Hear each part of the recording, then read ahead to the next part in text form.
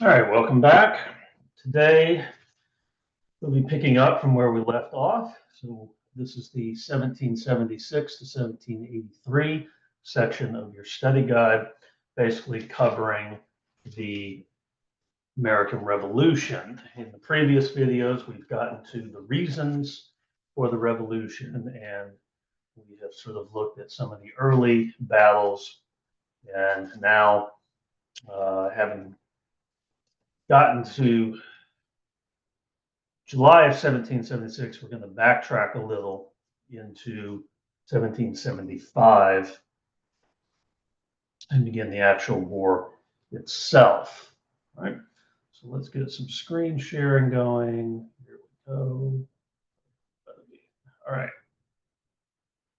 There we go. That down here. And let's start with basic strategies.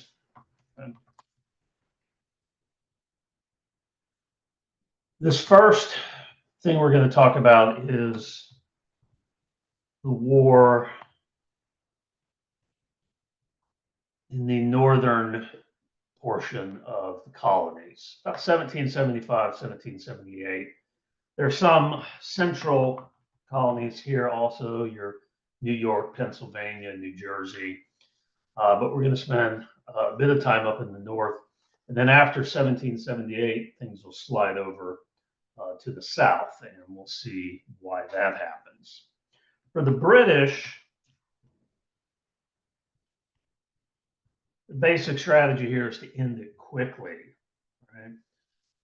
It is very expensive to fight a war across the Atlantic Ocean. So the hope here is to smash the American army, one or two battles, and destroy Congress. Okay? Again, because this is going to cost a lot of money, and so they want to get this over with quickly. For the Americans, or for, I should say, the Continental Army, small battles, defensive. It is always easier to defend territory than to conquer territory. Ambushes, hit and runs, or hit and fades, those type of things. Okay? So the Americans are going to avoid large battles as much as possible. And the reason for this is the Americans have a small, untrained army.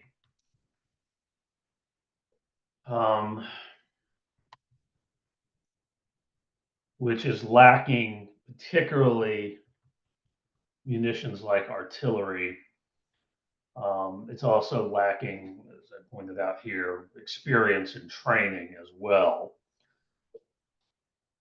So it's going to play to its strengths: small hit and runs, hit and fades, ambushes, and so on. It really won't be until about 1777 that the Americans are able to put up the sort of um, large scale battles that the British have been wanting to fight.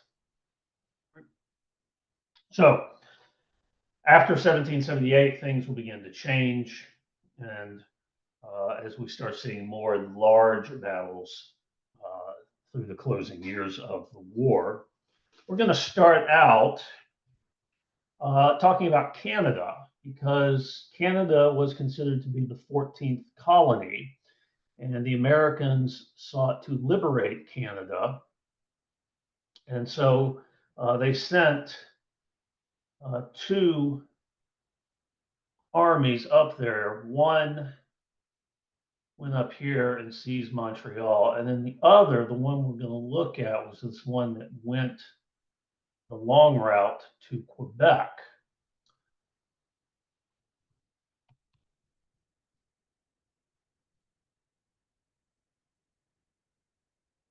And that was led on the American sides by Benedict Arnold, who would later, of course, switch sides and commit treason.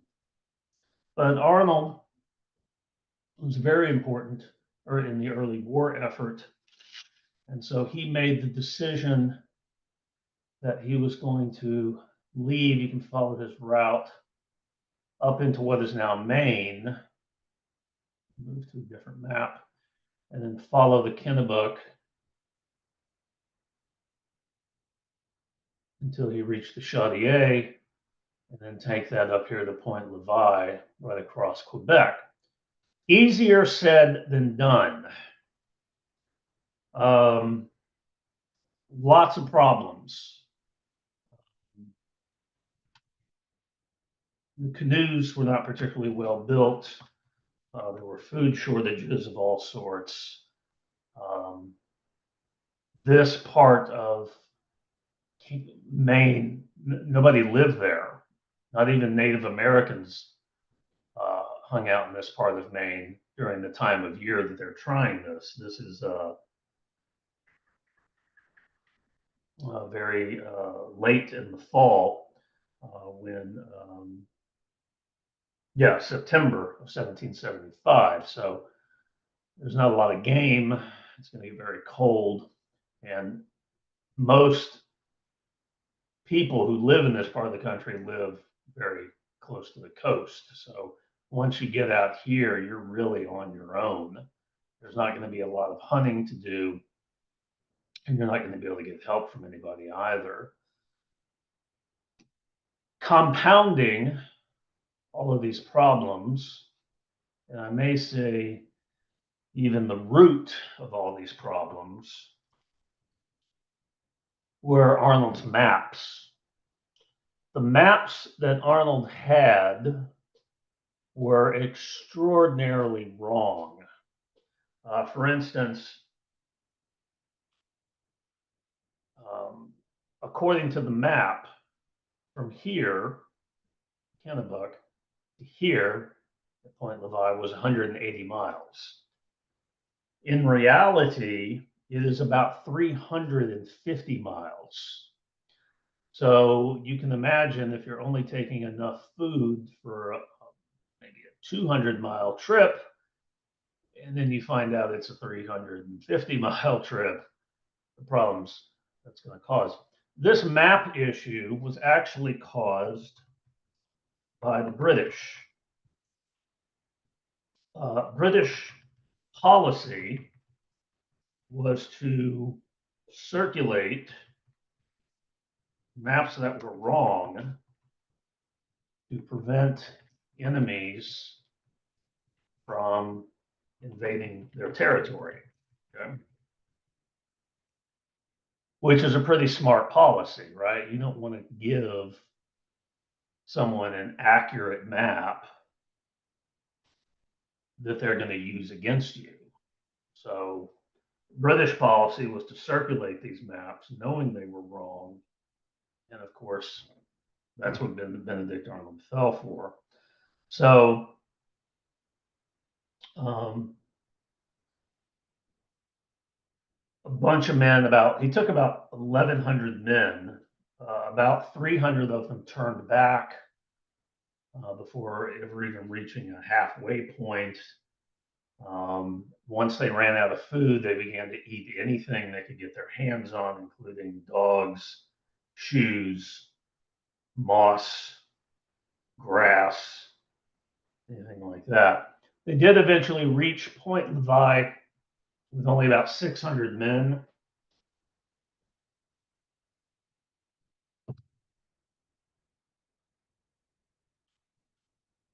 Arnold then crossed out here in front of Quebec, what is called the Plains of Abraham, which is out here again in front of Quebec, and demanded that the city surrender, which must have been very funny to the British, considering that Arnold had no artillery to knock down the city walls.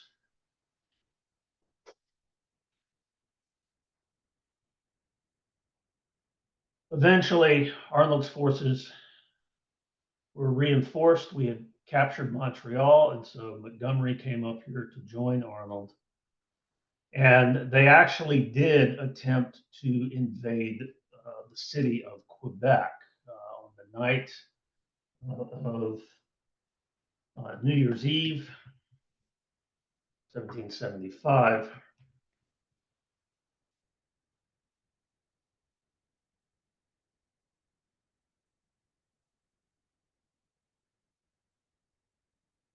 They did manage to break into Quebec.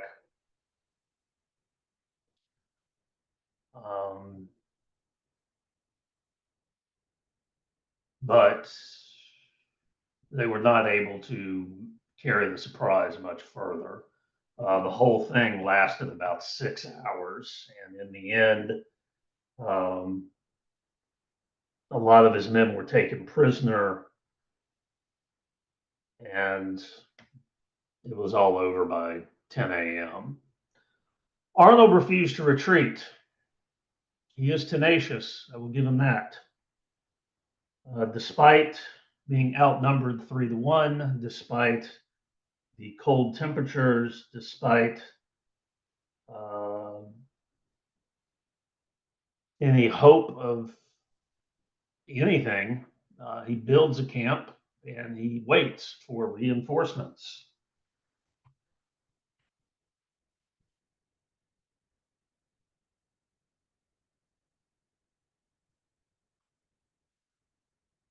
Unfortunately, the reinforcements that show up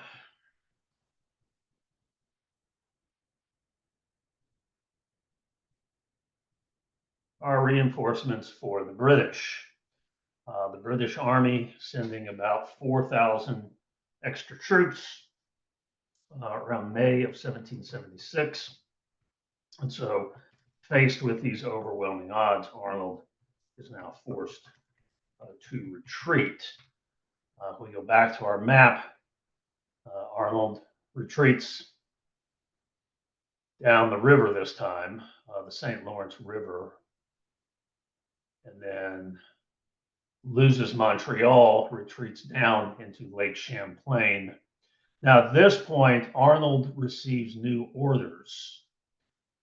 As Arnold is retreating into the Lake Champlain region, and that is not how you spell Lake Champlain. Let me see here. It's on this map. Plain, okay. Oh, it's not the button I wanted. As Arnold is retreating, Lake Champlain, new orders to hold the British on the lake until late October.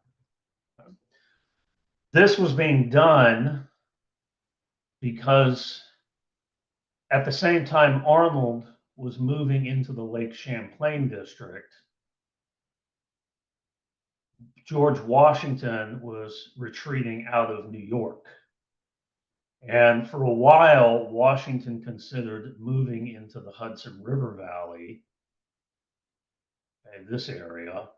And so Benedict Arnold needs to keep the British out of the Hudson River Valley.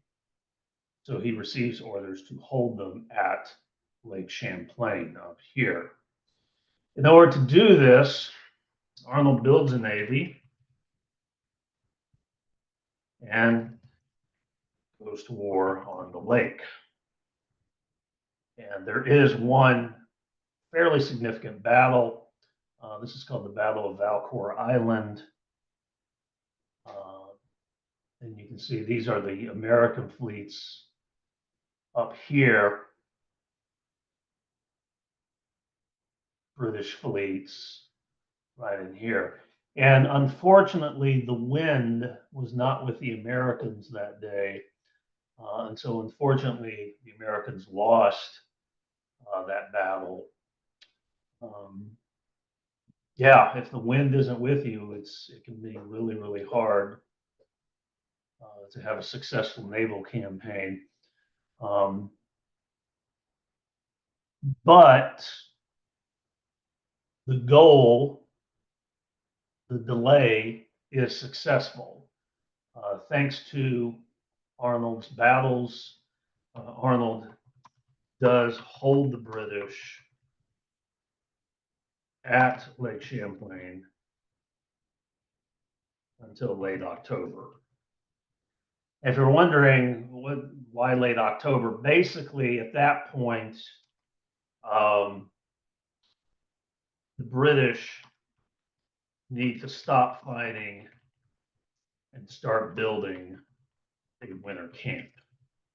And so, even though Arnold was defeated on the lake, he is successful in his goal, because remember, his goal was to hold the British on the lake, and he was successful at that. And again, what that means is that if George Washington wants to retreat into the Hudson River Valley, there's no British threat there that he has to worry about. Now, let's turn and look at what George Washington has been doing with regards to New York. Washington had not wanted to defend New York. He felt that New York had too many places where the British could land, but Washington had been ordered to defend New York City, and so he decided to do so. His mistake, his cardinal mistake, is to split his defenses across New York. Again, New York, there are lots of places where the British can land, like maybe they'll land on Staten Island, or maybe they'll land at Long Island, or maybe they'll cruise up here to New York proper. And so Washington had to sort of split his men up to try to cover all of the possibilities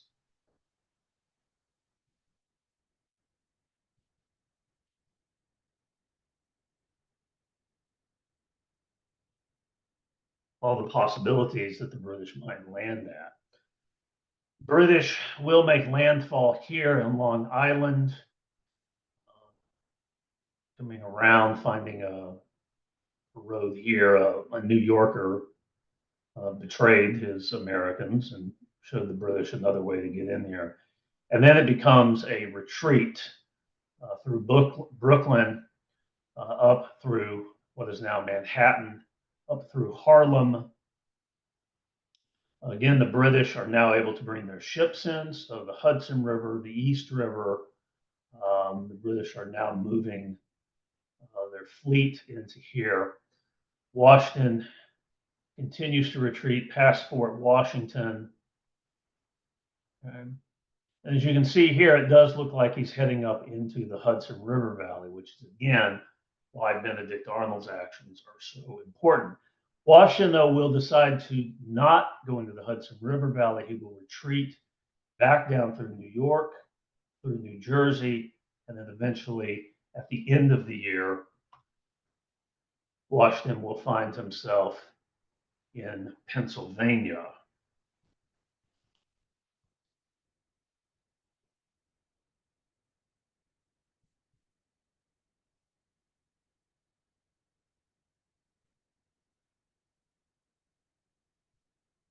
And it looks like the British plan to end the war quickly has succeeded. Washington had lost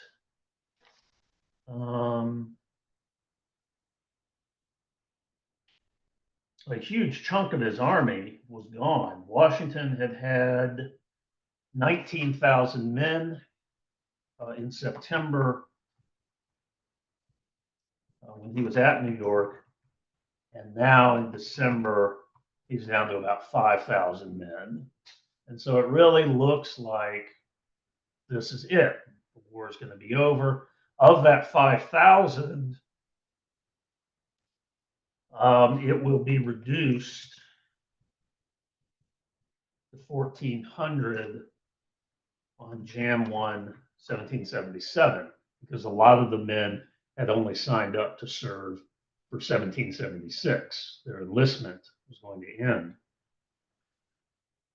So things are looking really, really bad for Washington. And sometimes having the right enemy, I shouldn't say that. Sometimes the actions of your enemies are just as important as the actions of your allies. As the British settle into winter, W headquarters,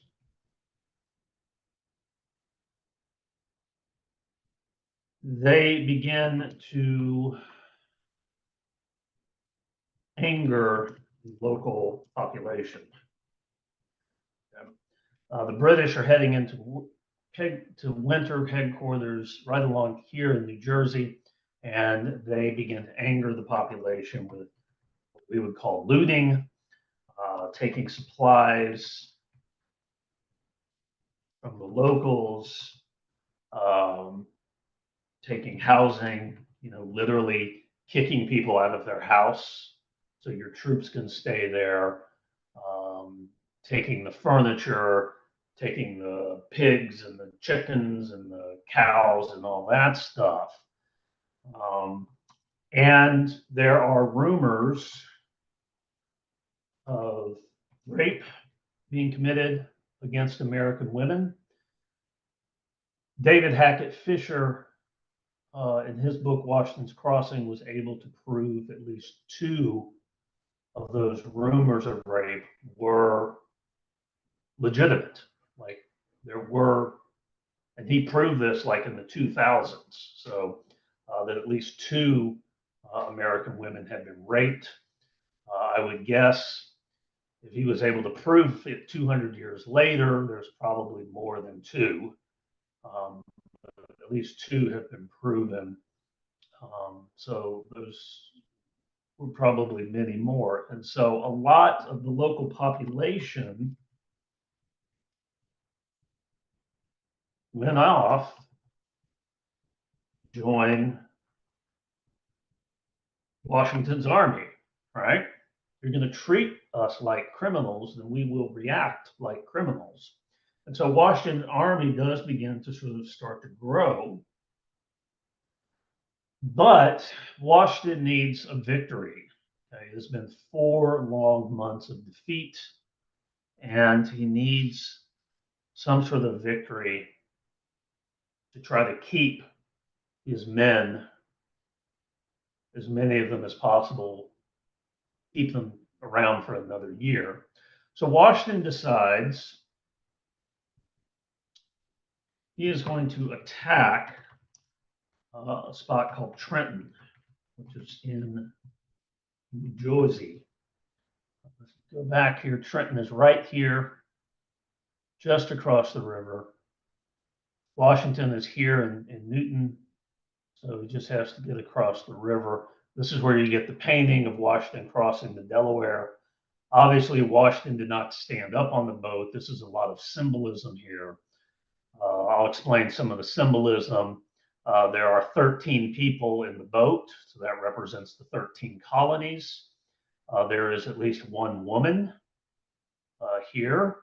There's at least 1 African American here. And so, again, very, very representative. They do have to get the horses across, and the Delaware had not frozen, so they did have to push the ice blocks away in order to prevent the boats from, pulling the Titanic. They're out there in the Delaware River. The next morning, which, by the way, is the day after Christmas, so Washington is crossing the Delaware on Jesus's birthday. You can see Washington comes down, and there was a snowstorm that came in, like a really bad one. In fact, 2 of George Washington's men died of hypothermia. So again, it was very, very cold. But that snowstorm also meant that the British did not bother to post sentries, according to the book. According to the book, the British were supposed to post sentries in today's measurements about every 300 to 400 yards. But because of, it's Christmas, the Americans have clearly been defeated. It's really cold out. They only posted a couple of guards just outside the main camp. So, complete and total surprise. Sullivan, Greene splitting down here. The attack begins at 8 o'clock in the morning. By the time it's over, an hour later, the Americans have won.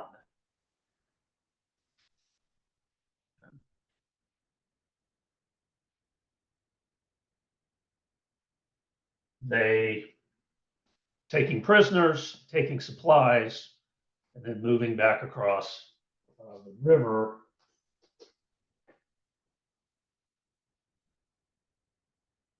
So it boosts morale. Some of the people who were about to be out of the army decide to enlist for another go. And then a week later,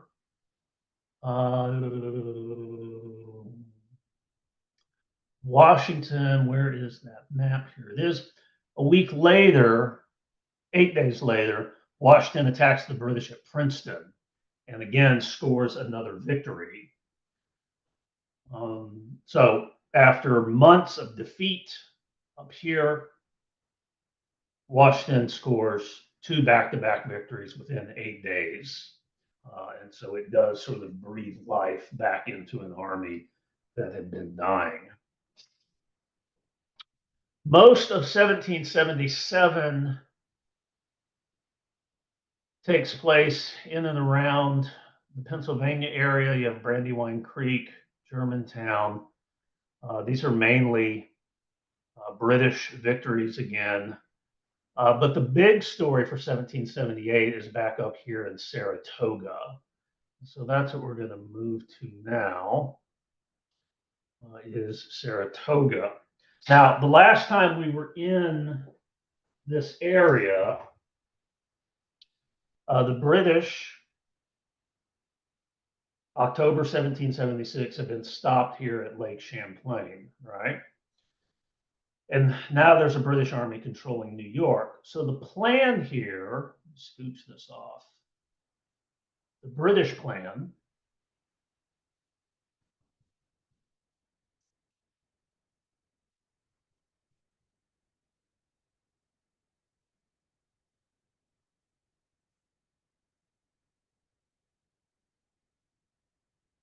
was to send one army north through the Hudson River Valley. So an army would be coming out of New York, marching up the Hudson River. Okay? And then there would be another British army would march south through the Hudson River Valley. Okay? So we're going to have one army coming out of New York and going up the Hudson River Valley. Okay? And then we'll have this other army that we last saw tangle with Benedict Arnold come down south. And the idea here is to close off the Hudson River Valley. And if they can control the Hudson River Valley, that will cut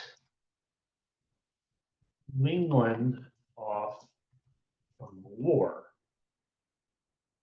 Okay? If they close the Hudson River Valley right here,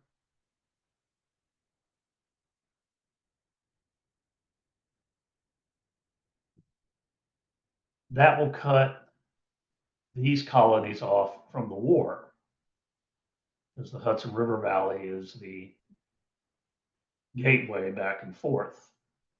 So it's a good plan. It is a very, very good plan, but it never comes off. Okay? The army from New York that was supposed to march north doesn't get very far.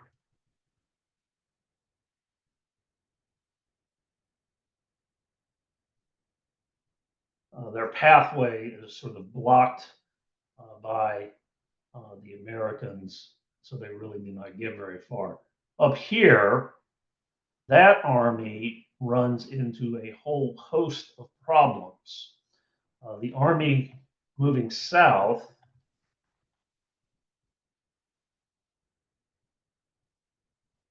and I'm just going to call this Burgoyne's army.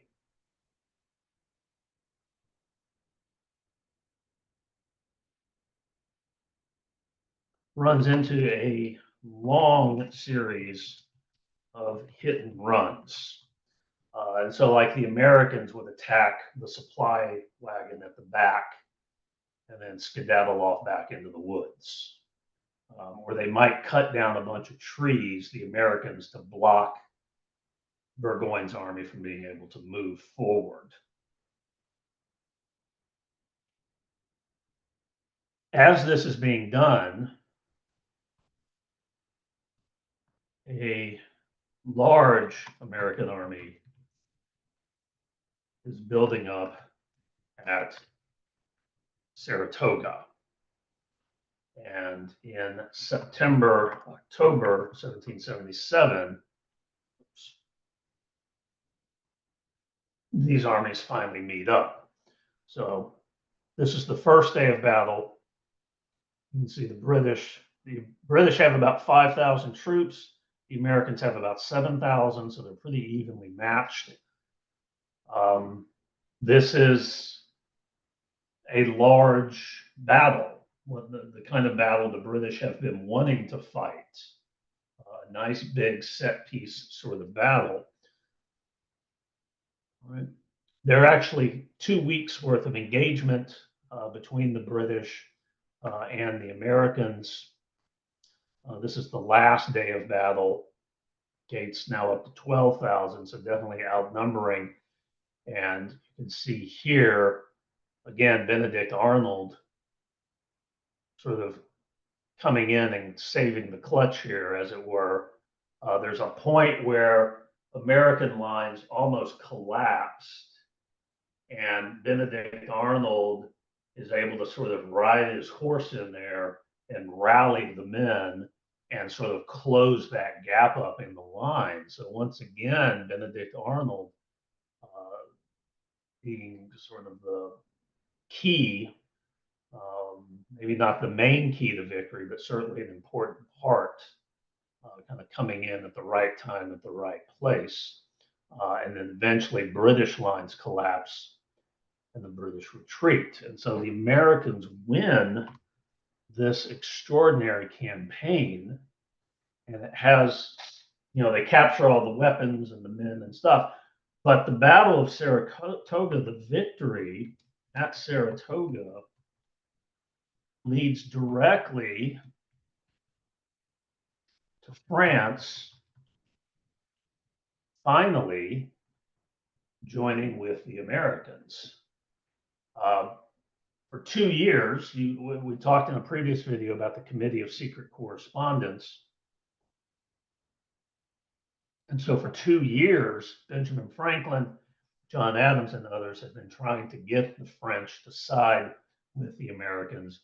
And it will actually be the victory at Saratoga that will prove to the French that the Americans are capable of fighting large-scale set-piece battles like the one at Saratoga.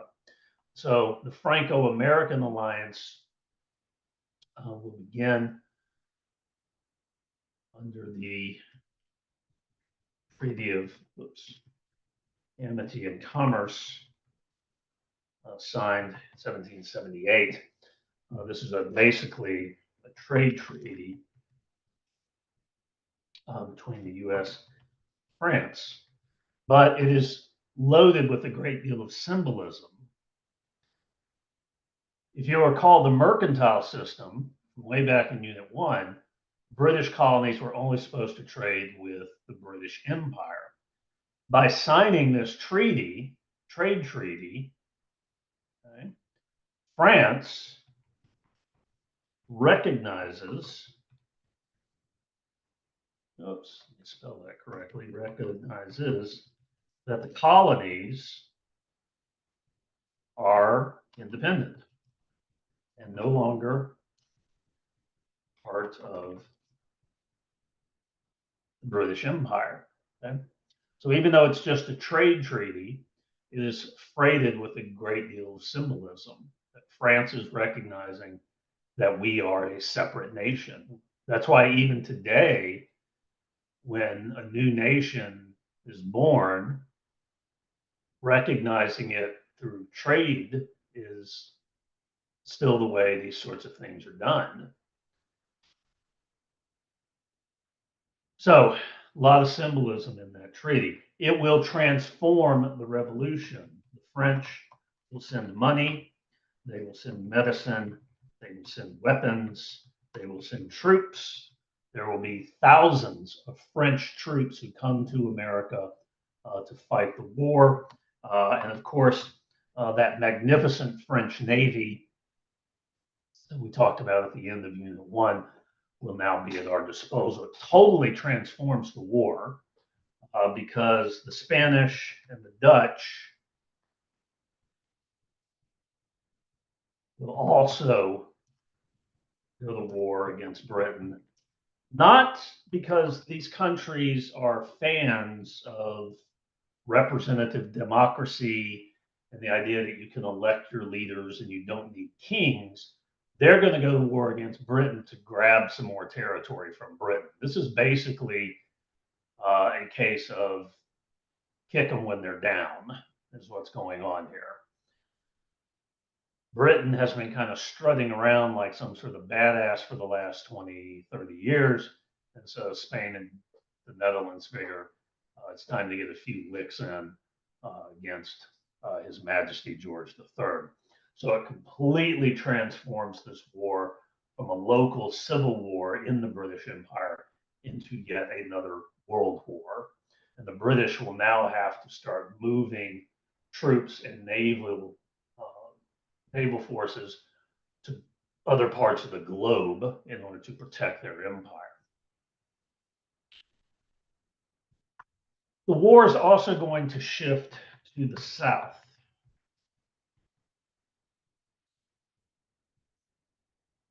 The British have essentially written off the central and northern colonies. If they can get, they still have New York. Maybe they can hold that. But for now, they've pretty much written off the New England colonies. And they're not so sure about Pennsylvania or New Jersey anymore. But they're going to shift a lot of their focus to trying to hold the southern colonies, Virginia, Maryland, Carolinas. Georgia's not really in the thing very much. This is done on a premise, a theory.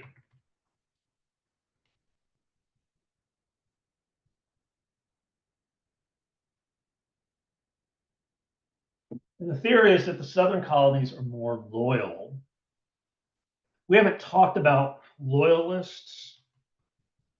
Loyalists are people who want to remain in the British Empire. They side with Britain in this war. And it's estimated that about 1/3 of Americans were, in fact, loyalists who did not want to break from the empire.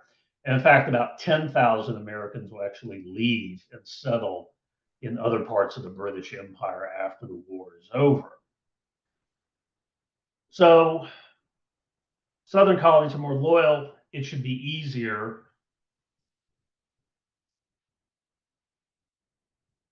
to hold those colonies. And that's the theory. What are your proofs? Okay. Proofs are as follows. One, testimony from Southern loyalists, okay, who traveled to Britain to testify about the loyalty. And second, prisoner of war lists. If you as an American were captured, taken prisoner by the British, you had to provide, your name, but you also had to tell them where you were from. And if you look at those prisoner of war lists, they're pretty heavy on the New England and central colonies, New York, New Jersey, And then, of course, Pennsylvania, and of course, New England, Massachusetts, Rhode Island, Connecticut, New Hampshire, those places. And that's true. Those prisoner of war lists lean pretty heavy on those colonies. It is a fact that Southerners did not participate in the war to the same extent as the central and northern colonies. Okay.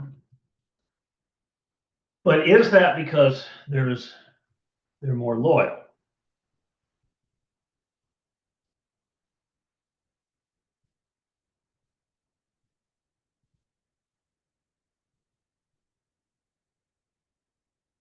Not because they're more loyal. Southerners had a completely different reason for not participating in the war to the same extent as the New England and Central colonies. And that is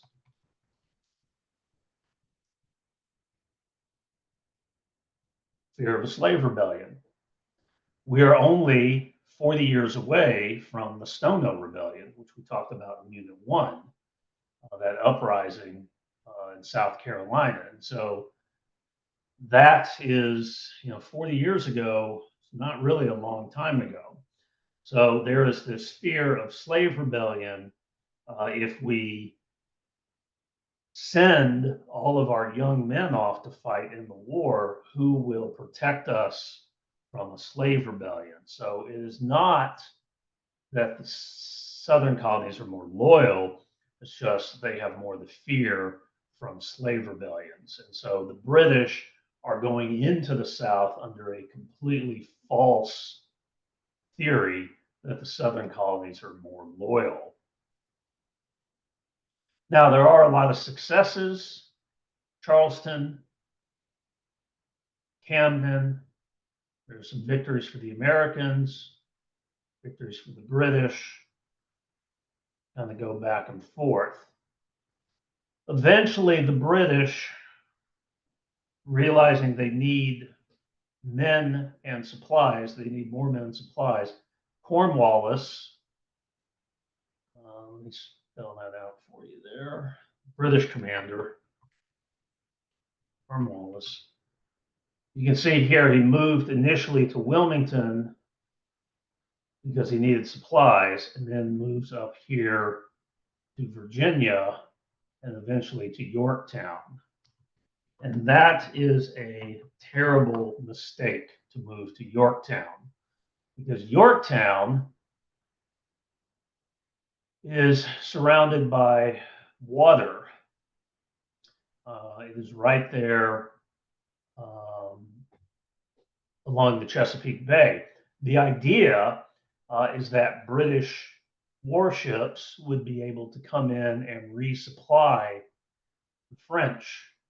What happened, though, resupply the British, is the French Navy came up here and defeated the British Navy right here off the coast of Virginia. You can see Yorktown is right here.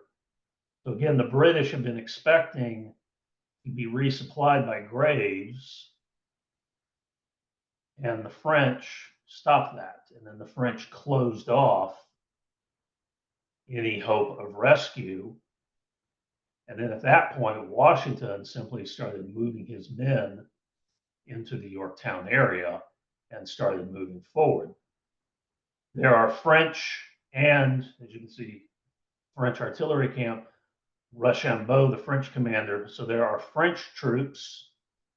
This gold color up here is all the French troops. Here are the Americans down here. And then at that point, you just start moving forward and you start getting your artillery. You can see battery is artillery. So here's the American artillery, French artillery, and then you can see them moving forward. And eventually, in October of 1781, October 19th, you can see the date up here, Cornwallis surrenders. And that, to everyone's surprise, is the end of the war. the end of what we would today call major combat operations. Much to everyone's surprise, New York City was still held by the British. Washington had already begun planning how he was going to have to march up to New York City and drive the British out of that. But the British, excuse me, the British finally decide, the British finally decide that they have had enough. The war has gotten extremely expensive. The British are also having to fight off the French and the Spanish in particular in other parts of the world. And so the British finally decide that enough is enough, and they open peace talks with the Americans. The peace treaty that is signed is the Paris Peace Treaty.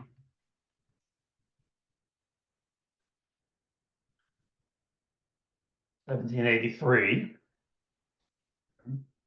So let's look at 5 parts. 1,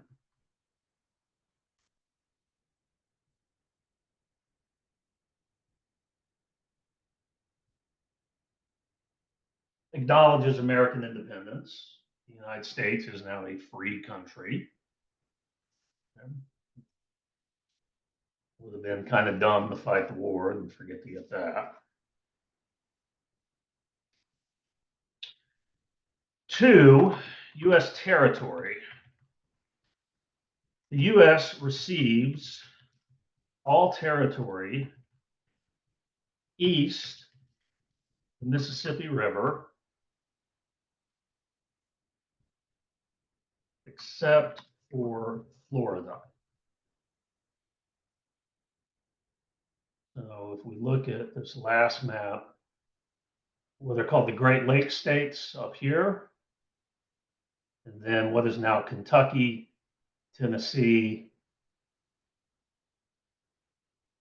One of these is Alabama. Wait, that's Georgia. One of these is this is Mississippi. This one. Okay, it took me a second. And then Alabama. So the future of 1, 2, 3, 4, 5, 6, 7, 9 future states are carved out by the Paris Treaty, but we do not get Spanish Florida. Okay.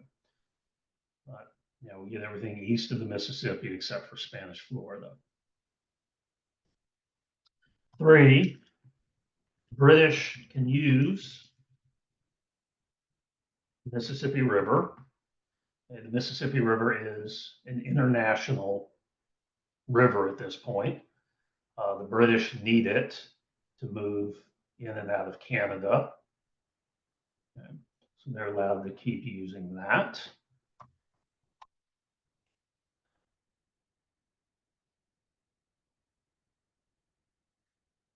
Loyalists will be compensated. A lot of property that belonged to loyalists had been destroyed during the war. A lot of times, if you found out your neighbor was a loyalist, a mob of people would go over there and burn their house down or something like that. And so the British insisted that the loyalists be financially compensated for their losses. That also includes the loss of slaves. They must be financially compensated for. That one's going to take a while.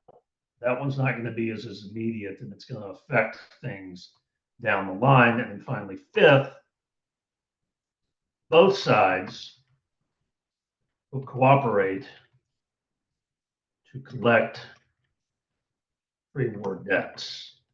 When the war had broken out, a lot of people who owed money on both sides of the Atlantic just stopped paying the bills. So now that the war is over, you need to pay your bills. So people who had maybe bought some furniture or some clothes from Britain had never paid for the stuff. British merchants who had gotten maybe some tobacco just before the war broke out had never bothered to pay for the tobacco. You need to pay for that stuff. Okay. Now, those last 2 are going to take a while. They're going to cause some problems for the new country. and we would look at, make sure I say this, we will look at those problems in our next video, which is going to be about the Articles of Confederation. And I will see you there, and good day.